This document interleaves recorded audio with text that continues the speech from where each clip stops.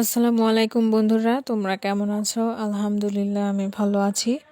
আজকে সকালবেলা ঘুম থেকে উঠেই আমি ওদের ঘুম দেখলাম। প্রথমে আমার ডিউটি হচ্ছে ওদেরকে খাবার দিব, না হলে ওরা এখনই আমার উঠা দেখে এখনই আমার পিছনে ঘুরঘুর করবে। তো তাদের খাবারটা বানানোর জন্য আমি প্রথমে এখানে দুইটা মাছ বের করে নিয়েছি। আর এইখানে আমি গুল্লোর জন্য কলা নিয়েছি, কারণ ওর পেট খারাপ। তো এটা এখন কেটে সিদ্ধ করতে দিব। কাটার পরে আমি কারেন্টের চুলায় এটাকে সিদ্ধ করতে দিয়েছি। কলাটাকেও আমি ছিলে একবারে কেটে নিয়েছি। এরপরে আমি আমার অ্যাকুরিয়ামের মাছগুলোকে খাইতে দিব। আর খাবার দেওয়ার পরে দেখুন তারা কত সুন্দর উপরে উঠে খাচ্ছে খাবারগুলো। এরপরে আমি বাসি থালা বাসনগুলো মেজে নিব।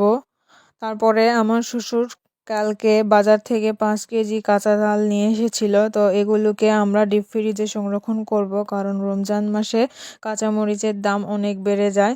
সেই জন্য এখনই আমরা ডিপ ফ্রিজে সংরক্ষণ করে রাখবো।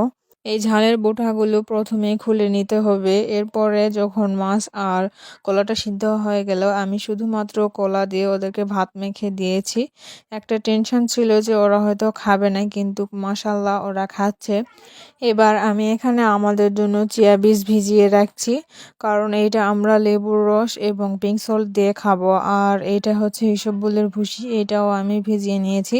এইটা আমি খাবো, আর আমার শাশুড়ি শুধু চিয়া বীজ খাবে। তো এটা ভালোভাবে ভিজিয়ে নিলাম হালকা কুসুম গরম পানিতে, প্রায় 30 মিনিটের মতো ভিজিয়ে রাখতে হবে।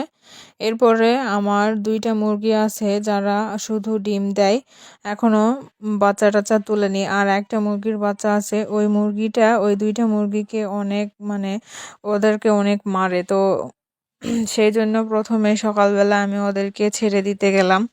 তারপরে দেখি যে 2টা মুরগি 2টা ডিম দিয়েছে, মাশাল্লাহ। এরপরে আমি ওদেরকে একটু খাইতে দিলাম অল্প করে, দিয়ে আবার লেগে দিলাম, কারণ আজকের ওয়েদারটা অনেক খারাপ, হয়তো বৃষ্টি হবে। এরপরে আমি ঝাল বেছে নিয়েছি। ঝালগুলো বেছে নেওয়ার পরে যখন ফ্রিজে রাখতে যাব, গিয়ে দেখি যে ফ্রিজের অবস্থা একদম 12টা বেজে আছে।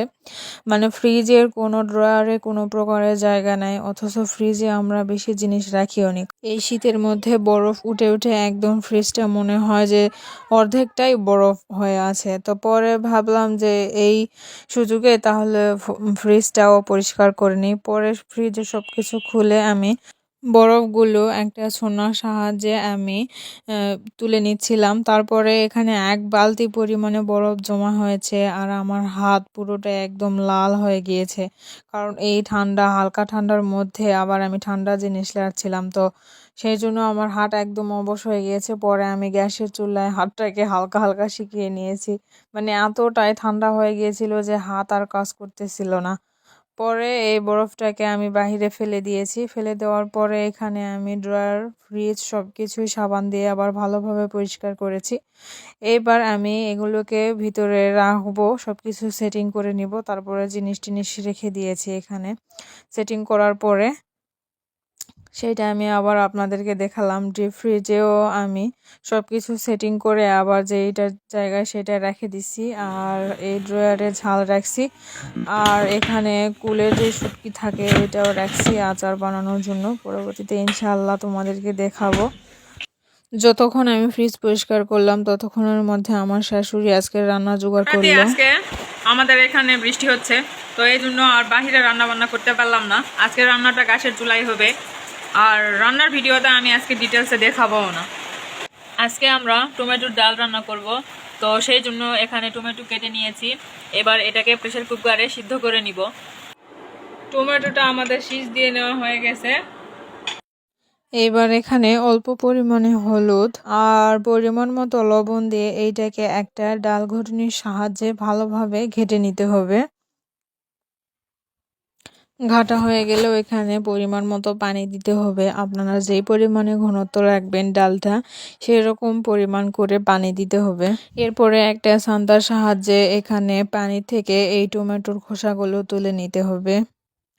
তো আমাদের ছেঁকে নেওয়া হয়ে গিয়েছে। এবার এখানে গ্যাসের চুলাতে আমরা একটা কড়াই বসিয়ে দিয়েছি। কড়াইতে পরিমাণ মতো সরিষার তেল দিয়ে দিলাম। এবার এখানে কাঁচামরিচ আর পেঁয়াজ দিয়ে দিতে হবে। পেঁয়াজগুলো দেওয়ার পরে এখানে আমি থেঁতে করা রসুন দেব। আর রসুনটা দেওয়া হলে এরপরে এখানে আমি কয়েকটা তেজপাতা দিয়ে দিব। এগুলো দেওয়ার পরে নেড়ে চেড়ে লাল করে ভেজে নিব। আমরা যখন এই রান্না বান্নাগুলো করতেছিলাম তখন এখানে গুল্লু আর লিলি শুয়েছিল। তো গুল্লু জায়গা থেকে ওর গা চাটতেছিল আর লিলি একদম শুয়ে শুয়ে ঘুমাচ্ছিল। গুল্লুও ঘুমিয়েছিল। তো গুল্লু আদর নেওয়ার জন্য এরকম করতেছে। দেখুন ও কত কিউট একটা বাচ্চা, অনেক শান্ত, খুবই কমও কথা বলে।